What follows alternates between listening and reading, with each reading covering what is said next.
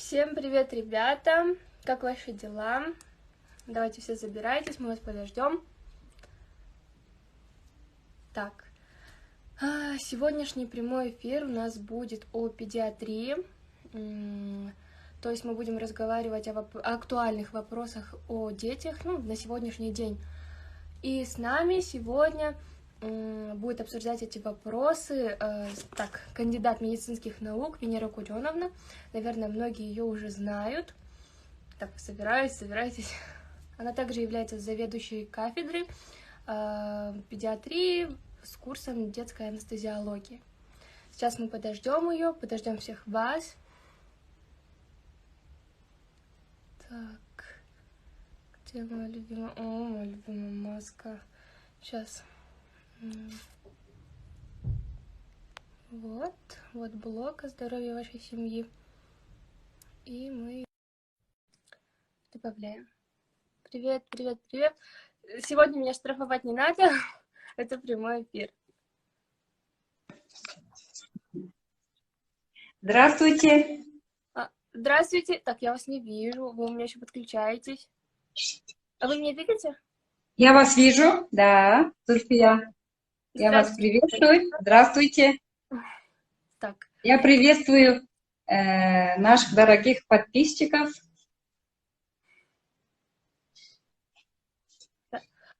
Так, секунду. Почему-то я вас вообще не вижу. У меня нету вас. Вы здесь?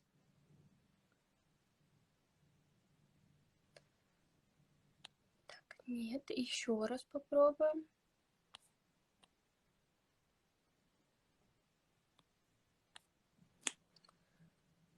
Спасибо большое. Так.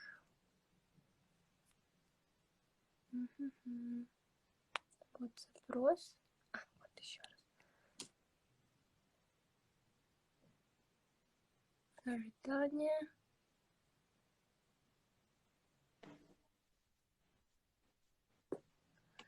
Так, меня видно?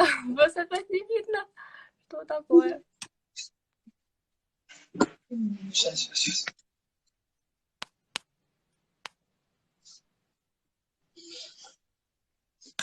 Вот у меня идет подключение. Может быть, у вас интернет хороший? Интернет, да, сейчас мы и камеру развернули, что-то нас не видно. Сейчас, дайте нам 1 минутку, ладно? Ага, все, без проблем. Давайте мы пока что поболтаем. Я отвечу на ваши вопросики. Привет всем. Салам Балхчидан. Привет всему Кыргызстану. И Казахстану, и России, и всему СНГ. Кто смотрит, кто тут. Нет, у нас сегодня не розыгрыш. Сегодня у нас разговор классный с педиатром, с кандидатом медицинских наук, с Венерой Курёновной, именно о педиатрии. Так, еще раз. Нету.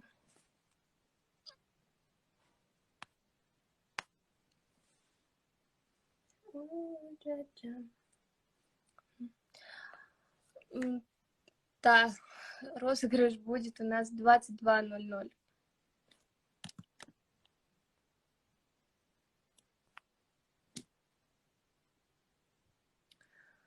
Спасибо, все хорошо. С Нарей хорошо. Ей сейчас, это она, ей сейчас почти годик, вот буквально на днях будет. Так, нету.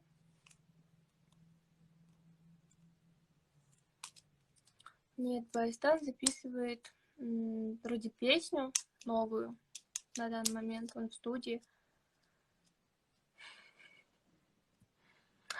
Давайте так, сразу же негатив в блок. Так, вот еще раз попробуем подключиться.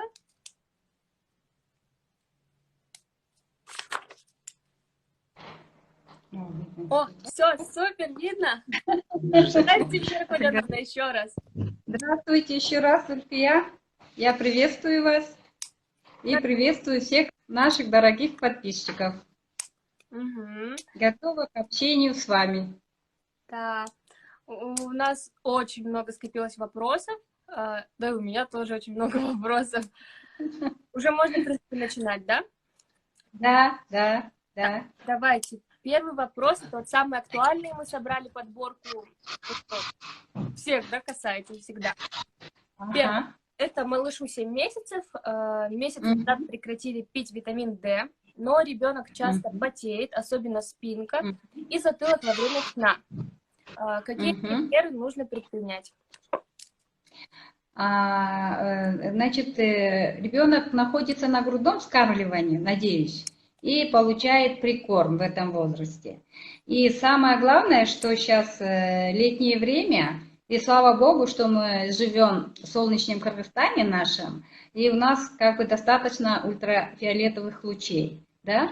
Но последние данные говорят о том, что если у матери, у самой матери есть нехватка витамина D3, то может не хватать, значит, недополучать с грудным молоком, ну и с прикормом малыш недостаточное количество витамина D. И последние данные говорят, что профилактическую дозу, если вот это, значит, малыш потеет, да, получается, и облысение затылка, это как бы первая степень рахита. И поэтому вот эту одну каплю витамина D3, допустим, аквадетрин, мама может продолжать давать. Но самое главное, это не специфическая профилактика рахита. Значит, это часто бывать на солнце, достаточное количество, да, свежий воздух и закаливающие процедуры. Это принимать ванну, делать массаж. Но в 7 месяцев уже не говорим о пеленании, чтобы ребенок свободно одевали ребенка и давали возможность ребенку двигаться. Получается, значит, вот эти неспецифическая профилактика, она стоит на первом месте. И, конечно, был качественный прикорм. Потому что в этом возрасте малыш должен получать, кроме грудного молока, 2 или 3 раза дополнительного питания. Это, значит, пюре, каши, а в пюре уже добавляется мясо. Да, Вот. да, это мы прошли тоже через это. У нас был сильный рахит, вот здесь вот на затылке ужасно. Облысение было, да? Да, Угу. почти до 9 месяцев пили вот витамин D по одной Ага. капле. Да, вот сейчас на самом деле это вот мы живем в век цивилизации, и на самом деле получается, что вот это дефицит витамина D, она не касается не только детей, а всего человечества.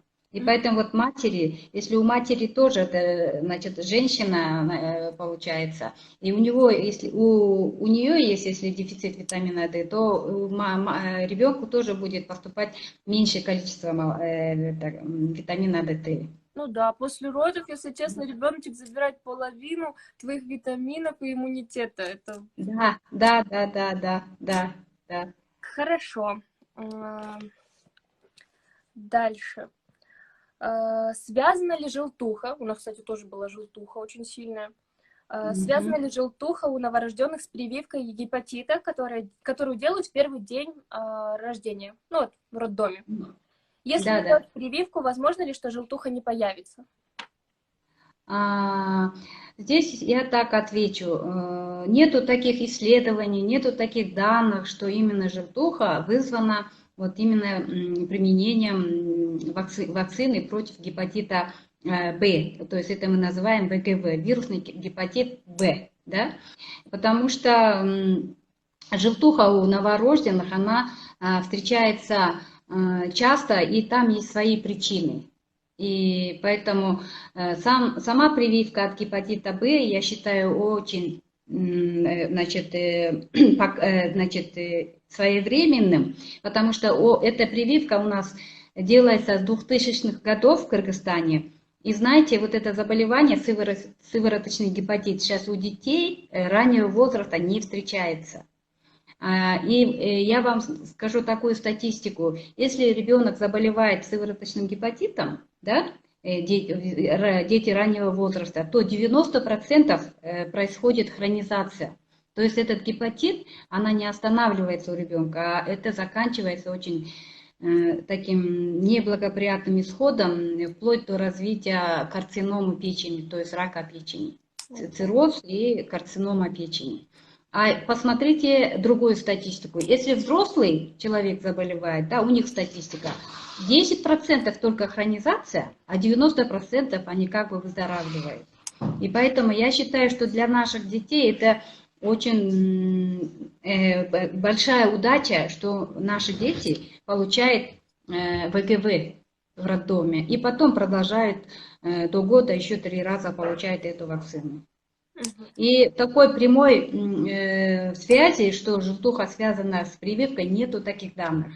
Я тем более работаю на кафедре, заведующей кафедрой, да, и поэтому у нас нету этих данных, потому что я еще являюсь членом Национального экспертного комитета при Республиканском центре иммунопрофилактики. И все вот эти ВОЗовские, все рекомендации поступают к нам. И у нас нету такого, чтобы что-то скрывать от, ну, так скажем, от потребителей, да. Поэтому, наоборот, я призываю делать прививку, потому что это вот такая очень страшная статистика ждет нас, если мы будем отказываться от прививки. Все, хорошо, мы поняли. Да. Вот, теперь вопрос про прорезывание зубов. Вот, нам 7 месяцев, перед прорезыванием зубами всегда сопровождается с повышением температуры и поносом. Что можете порекомендовать? У нас вот то же самое. Всегда температура 37 держится, всегда понос. Да. Это кошмар какой-то. Да, действительно, это не очень такой момент для ребенка, но это естественный момент, да, что происходит прорезывание зубов. И действительно, не у всех, но у большинства детей это проявляется дискомфортом, да, что начинается понос, повышается температура тела, ребенок действительно, значит, страдает, может, от боли, от температуры, да, и в некоторых моментах даже они ошибочно попадают в больницу, начинают их лечить, антибиотики назначать, да, и это как бы мы считаем как iatrogenia, да, когда ребенок необоснованно начинает получать антибиотики, еще там какие-то инъекции ребенку делает, да, а мы знаем, что мы детей должны беречь и их вообще защищать от этих необоснованных уколов, ну вот, и чтобы понятно было, потому что ребенок, когда делаются уколы, да, это боль же, да, и эту боль они как воспринимают как психическую травму, и поэтому желательно, да, чтобы маленькие дети, чем меньше они вот эти получают болевые процедуры, тем лучше для их будущего становления как личность, потому что они не будут вот такими пугливыми, неуверенными, да, вот. А что касается прорезывания зубов, действительно, надо помочь ребенку, потому что это же на самом деле ребенку плохо.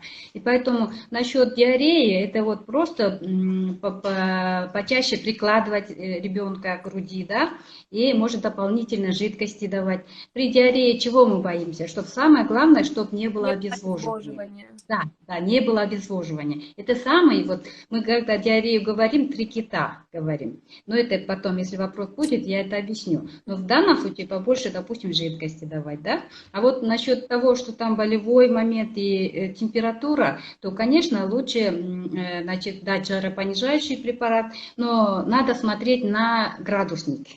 Допустим, если у него будет повышение температуры тела свыше 38,5, мы рекомендуем, значит, доказанные препараты, жаропонижающие препараты, как ибупрофен или парацетамол. Но в данном случае я бы предпочтение дала бы ибупрофену. Почему? Потому что у ибупрофена есть тройное действие.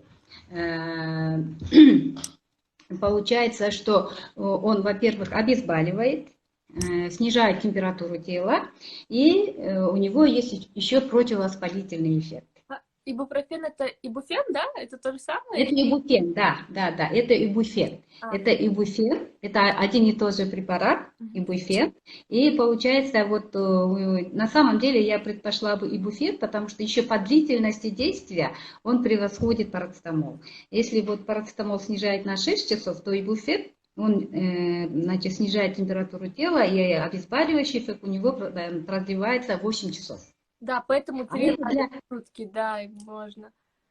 Ага, Да. А извините. для ребенка, знаете, вот для ребенка ты вот как педиатр, да, как мама, получается, что наши малыши, они еще не любят лекарства, правильно? Достаточная проблема дать лекарства, да? А когда мы даем лекарства, и если он долго вот дает эффект, для нас это плюс, потому что мы меньше беспокоим ребенка, да? Мгм, Вот, получается. Поэтому мы должны об этом думать, да. мгм. Да. Мгм. Ну, вроде ибуфен, он идет с этими, типа, с клубникой, там, со Да, всякими вот этот добавками. момент есть, да, этот момент есть, это сироп, да, получается, может, с клубникой, с добавками. И, конечно, тогда, если у ребенка есть аллергия и аллергический анамнез положительный, да, ну, конечно, надо с осторожностью принимать, потому что тогда лучше надо, значит, ибупрофен, там же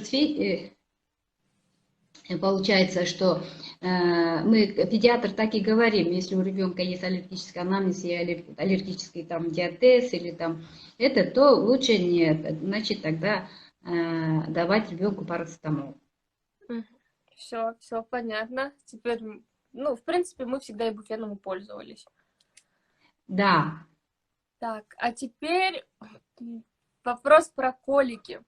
Беспокоят Мгм. частые колики у полуторамесячного малыша. Делаем массаж живота, но эффекта мало. Какое лекарство Мгм. можно дать малышу? Мгм. Так, ну, колики, знаете, это тоже часто встречается у детей. Это не патология для ребенка, да? Ребенок, когда рождается, он рождается анатомически со всеми своими органами, да, вот без всяких пороков. Но функционально орган ребеночка растет после рождения по своему графику. И желудочно-кишечный тракт, кишечник ребенка тоже растет, поэтому колика у детей наблюдается до 4 месяцев, может быть до 5 месяцев продлится, потому что функционально она немножко не успевает, как скажем, так вот, как взрослые мы принимаем пищу, у нас нету никаких дискомфортов, да? Ферментативная система не созревается вовремя, и поэтому появляются газы у ребеночка, да, мы называем метеоризм, и у ребенка получаются вот эти колики, они бывают иногда до такой степени, что ребенок действительно вызывает беспокойство у родителей. Да, и поэтому в таких случаях первый совет – это вот с рождения ребеночка ложить на животик. Мгм. Это очень помогает, это гимнастика. Значит, на животик. И это, во-первых, гимнастика для того, чтобы ребенок быстрее, значит, поднял голову, да, держал голову. И поэтому на животик, и к себе, вот, допустим, мама или папа, ребенку себе на грудь Тепло, чтобы животом. Да, согревает, тепло получается. Вот мы даже, вот мы так и преподаем. Вот ребеночка животом, допустим, на предплечье, к рукам матери или отсюда, или на грудь положить. И, конечно, вот этот массаж тоже помогает, да? Мгм. Сухое тепло мы иногда рекомендуем. Но если все это не помогает, конечно, мы не должны смотреть на то, как ребенок страдает, как ребенок прям приступообразно вот это все переносит. И поэтому мы в таких случаях, значит, предлагаем, вот препарат есть Баботик, Мгм. Я он слышала. в составе имеется симитикон, и вот как раз он хорошо помогает, снимает вот это, значит, убирает лишний газ, да, в кишечнике ребенка, и действительно, значит, помогает ребенку вот перенести эту колику более, так скажем, безболезненно. Мгм. Поэтому предлагаем баботик с рождения, его можно принимать и помочь ребенку при А коликах. как вы смотрите на газоотводную трубку?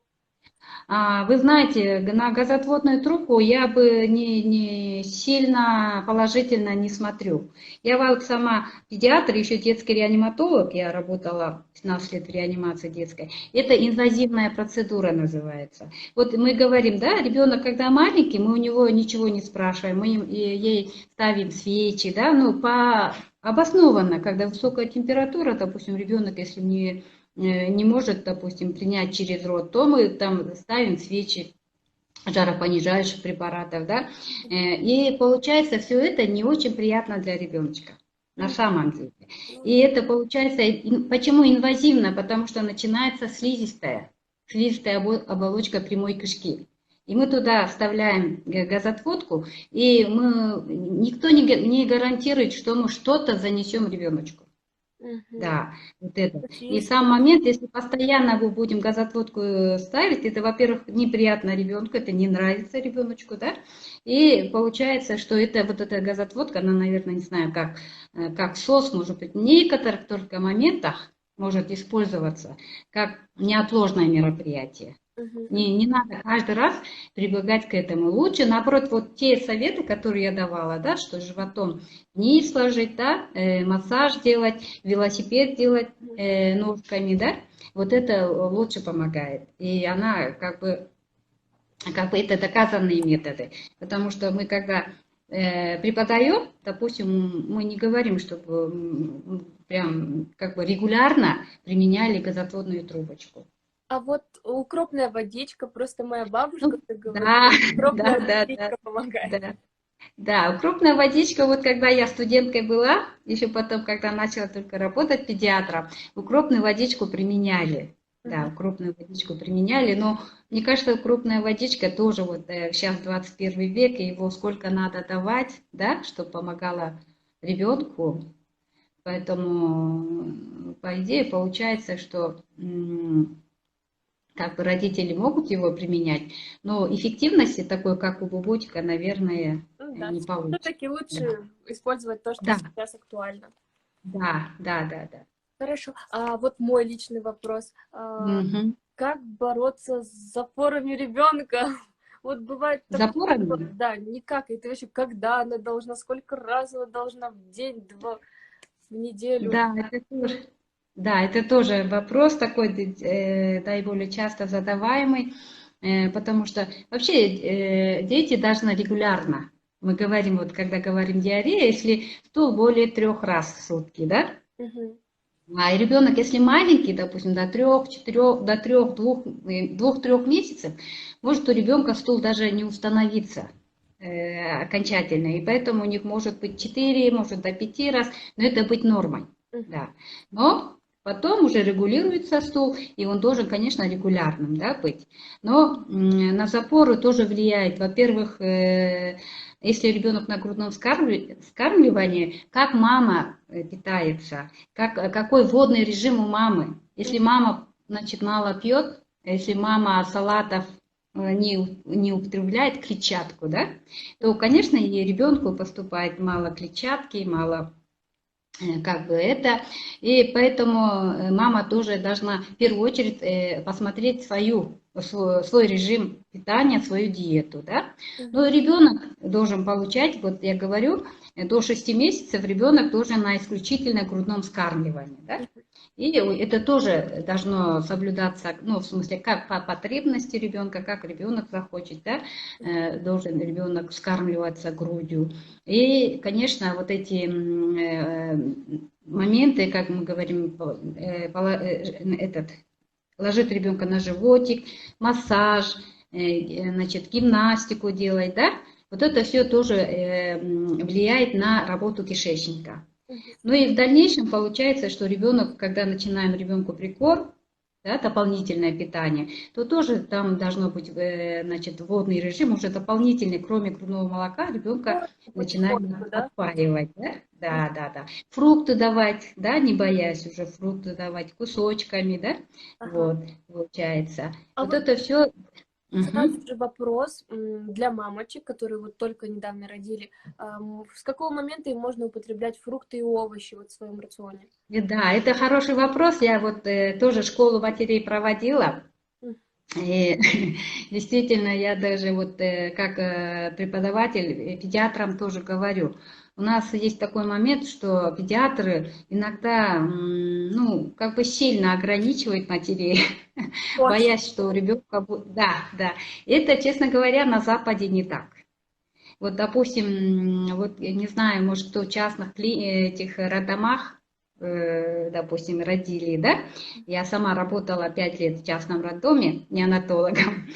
Ого, вот ты Нет, вот нет, знаешь. да, да, да. Нет, ограничений нету, потому что, значит, питание кормящей матери, знаете, она даже вот настолько сбалансированной. Вообще вот эта кормящая мама должна кушать на одно кормление больше, чем здоровый, допустим, мужчина Ого. зрелого возраста. Если вот вообще, если вот мы кушаем 4, допустим, 3 раза горячее питание, то кормящие мамы должны вообще 4-5 раз кушать горячую пищу, да? Но в то же время у них должны быть витамины, минералы сбалансированы настолько, что и фрукты, и вот это все они должны кушать.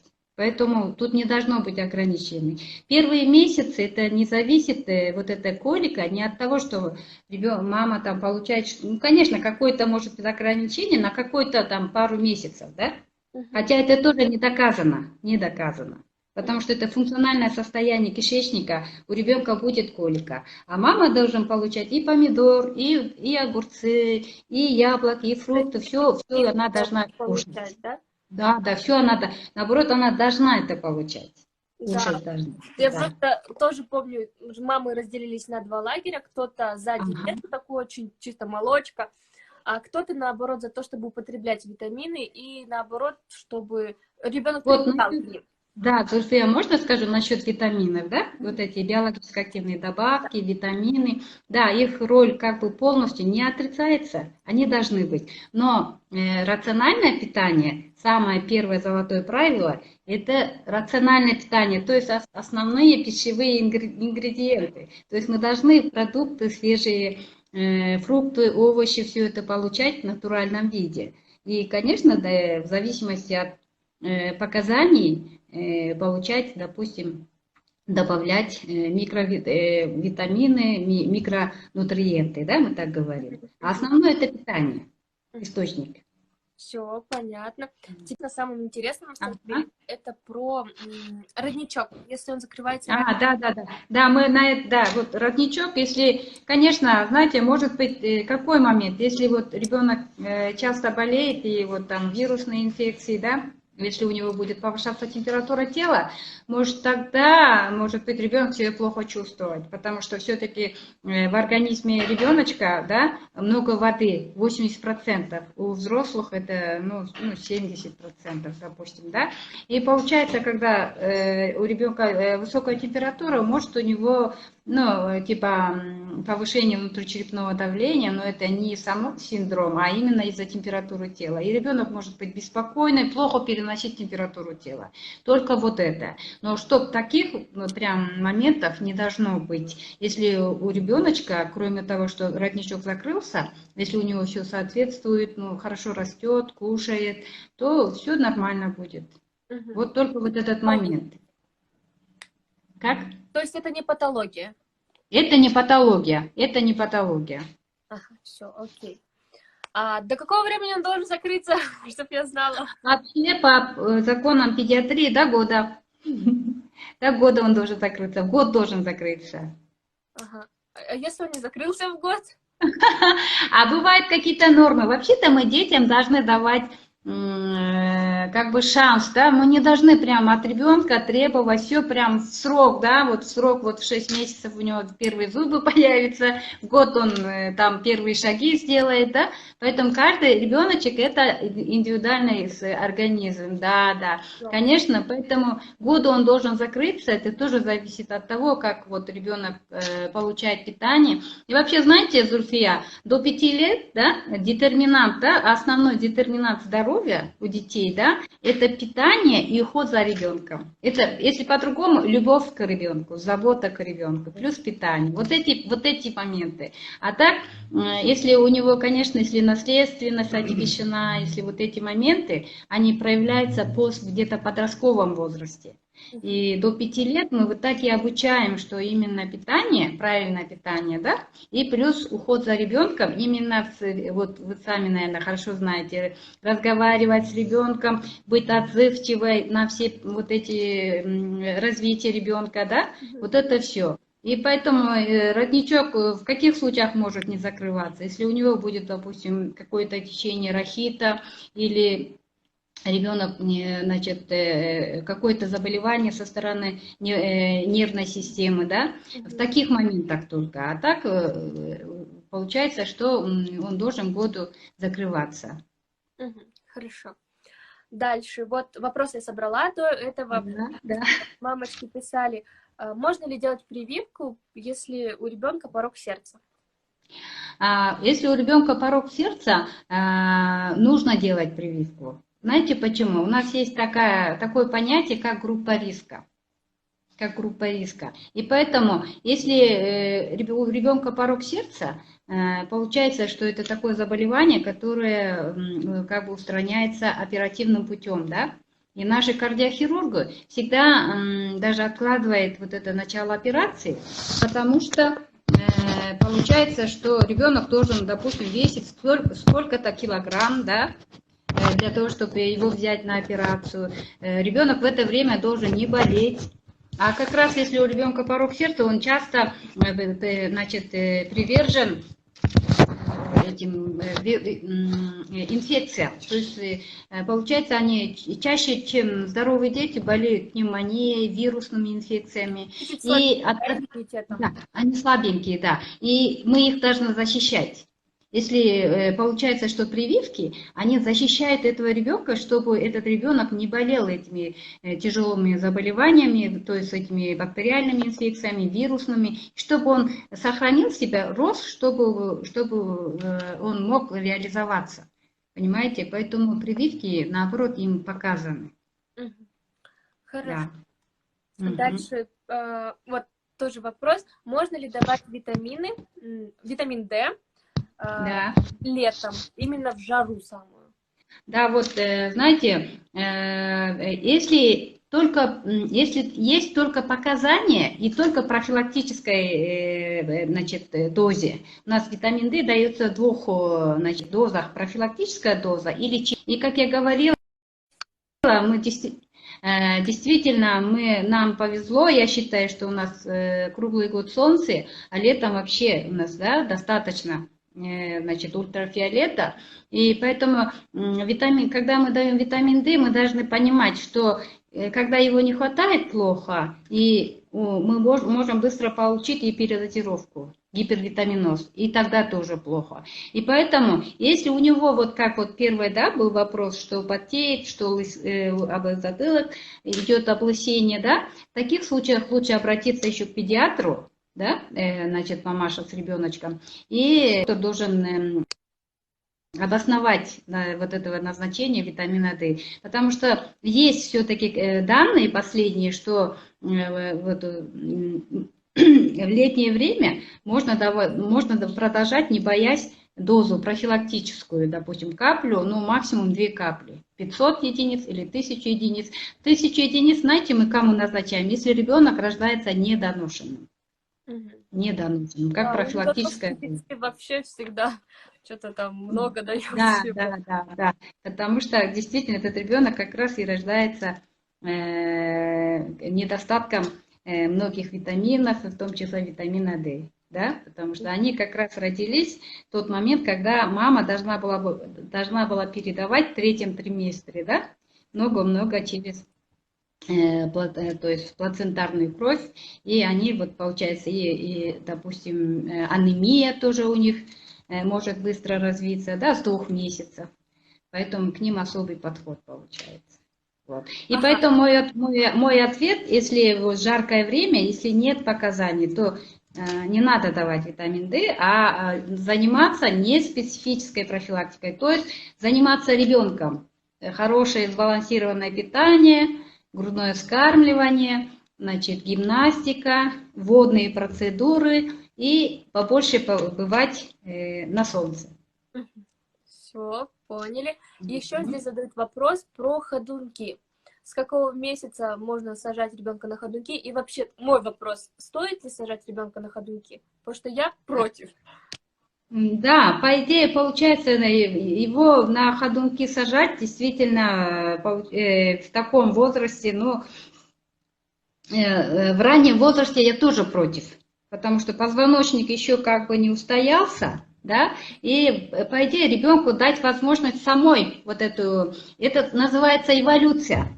Этап. Вот как ребенок, да, этап эволюции пройти самой, а не ускорять какими-то дополнительными там ходунками, да. Я понимаю, когда действительно это хорошо, когда мама занята, я так поняла, сейчас современные мамы на самом деле, да, молодые мамы, я знаю, они как только рождается ребенок и быстро хотят не терять работу, бизнес и пятое, десятое, но я как педиатр хочу сказать, ребенок как личность себя не разделяет от мамы до 3 лет. Себя ребенок идентифицирует с мамой до 3 лет. Поэтому, пожалуйста, мамы, задумайтесь, чтобы побольше бывать со своим ребенком. Да. Вот. И, конечно, вот ходунки тоже, я думаю, это получается, что ребенок, когда уже начал ходить, ну, после 9, может, месяцев, когда в каких-то моментах, может, недолгое время значит, использовать. А так, все должно быть в меру, да, все должно быть в меру, и дать ребенку самому, значит, развиваться, вот это все проводить. Венера Куджоновна? О нет, о нет. Все, Здесь вопрос прям очень спрашивает мамочка про пуповину наружу. Вот ребенок рождается, Ага. у нас тоже была проблема именно Это называется как пупочная грыжа, да? Ну, она, да. Ну, грыжа это когда уже она как бы, когда ребенок плачет, когда ребенок беспокоится, она наружу выпячивает, да? А так бывает как бы кожный пупок, он как бы этот. Но в данном случае тоже он как бы должен затянуться. И тоже здесь тоже такой момент, что как бы ребенок не должен беспокоиться так часто, да, и в данном случае вот просто делать кожную складку рекомендуют и педиатры, и детские хирурги. Помните, некоторые рекомендуют там монетку поставить, ни в коем случае, ни в коем случае. Просто вот взять этот пупок внутрь, как бы затолкать и саму кожу сделать складку, вот, а внутри пупок остался, да, и его можно заклеить там кожным лейкопластырем, потому что главное, чтобы ребенку было не больно, когда обратно будете отдирать, чтобы самый такой кожный считается, матерчатый. Ага. Вот сказала, вот именно этот пупочек вот так чуть массировать по часовой стрелке. Так можно? Ну, так можно, но сильно нельзя, чтобы там, во-первых, не завести какую-то инфекцию, да, потому что все вот это, чтобы не было красноты, не было вот этой мацерации, да, а по идее можно этот делать, да, вот. Потому что это тоже получается, как бы, когда ребенок растет, мы просто должны ему тоже дать возможность, и пупок этот затянется. И только вот эти моменты, когда если ребенок очень беспокойный, часто плачет, в это время он будет выпячиваться, и он может увеличиваться. Поэтому вот то, что кожная складка, когда делается, да, она как раз вот этому моменту не дает расти. Вот. Все. Со вторым ребенком буду знать. Еще вопрос здесь про диатез задавали. Да. Ну, диатез это, как мы раньше его говорили, это аномалия Конституции. То есть, да, это один из моментов, разновидностей Конституции ребенка. Лимфатико-гипопластический диатез, мы так и называли. Ну, во-первых, это анамнез, опять наследственный. Если мама аллергик, да, ребенку там передается это тоже какая-то часть, предрасположенность. А представьте, что мама аллергик, папа аллергик. Тогда ребенок на самом деле, вот 75% есть это, тоже такие данные, что может стать аллергиком. Понимаете, поэтому наследственно это передается, и это мы должны обязательно учесть. И диатез, вообще это опять вот тоже как бы заболевание должно до года. И вот мы, педиатры, я тоже так обучаю, желательно, чтобы этот диатез прошел до года. Если до года не пройдет, если вот она затянется, дальше идет трансформация. Понимаете, он переходит потом у этого малыша, может астма развиться, или, допустим, вот этот атопический дерматит, да, уже может быть, или может быть этот полиноз. Поэтому мы советуем матерям, грудничков, чтобы этот диатез все-таки они контролировали, лечили, и чтобы у ребенка она не продлился больше года. В большинстве случаев до года проходит это состояние. И поэтому, если лечение, то в основном получается действительно это диета матери, потому что вот эти аллергические, значит, то есть не аллергические, а аллергены, значит, которые содержатся в продуктах питания, они, конечно, мы должны контролировать, сокращать, чтобы мама их не употребляла, да? Вот этот момент получается. Вот. Ну и еще потом есть такое состояние, как непереносимость коровьего молока. Это называется лактатная недостаточность. Да, слышала. Да. Должна мама как бы обратиться к специалистам, педиатру и вот это как бы дифференцировать, да, это аллергия на что у ребенка идет, да? Вот этот момент тоже мы должны посмотреть. Вот. Ага. Так, у меня был такой интересный вопрос, и что-то здесь написали: отличный врач, спасибо ей тоже. Я прям Спасибо. Мы потом дадим все контакты. Что? Ага. Мы потом дадим все контакты врача. Да. Все, хорошо. На вашей страничке, да, будут контакты Венеры Куденовой? Да. Все, ребят, там можете найти. Венера Куденовна, ответьте мне, пожалуйста, вот именно по поводу зрения, глаз. Вот у Нари чуть-чуть, вначале косили чуть-чуть глаза, чуть-чуть. И вроде бы сейчас уже стали лучше. Ну, это нормально? Ну, по идее, это как бы тоже, конечно, надо обратиться к окулисту, но вот это косоглазие, это тоже как бы не такой прям вердикт для ребеночка, потому что вот всегда у ребенка есть запас для развития, и вот это косоглазие у ребенка должно пройти, но до 3 лет. Но не надо до 3 лет ждать, уже надо как бы получить консультацию окулиста. А так на самом деле, конечно. А так на самом деле есть шанс, потому что есть, значит, они проходят. Но консультация специалиста обязательно. Все, хорошо, поняла. Так, мне тут еще писали про атопический дерматит. Вот вы его упоминали ранее. Атопический дерматит. Атопический дерматит. Вот то, что я говорила, если диатез не проходит до года, да, то он может перейти на этот атопический дерматит. Да, форму, видимо. Да, хроническую форму получается, хроническую форму. И, конечно, в этом случае тоже ребенок должен, значит, наблюдаться у врача-аллерголога, да. Здесь то же самое получается, что должны соблюдаться диета уже со стороны ребенка, да, потому что ребенок уже, если не получает грудное молоко, то его питание должно регулироваться. И, конечно, если знать, от каких, значит, продуктов получается эта аллергия, то еще лучше, да, что ограничивать вот это все. Ну, конечно, и здесь лекарственные препараты, без них не обойтись. И мы знаем, они называются антигистаминные препараты, да? Они еще делятся: первое поколение, второе поколение, вот эти препараты. Ну и, конечно, и местные препараты помогают.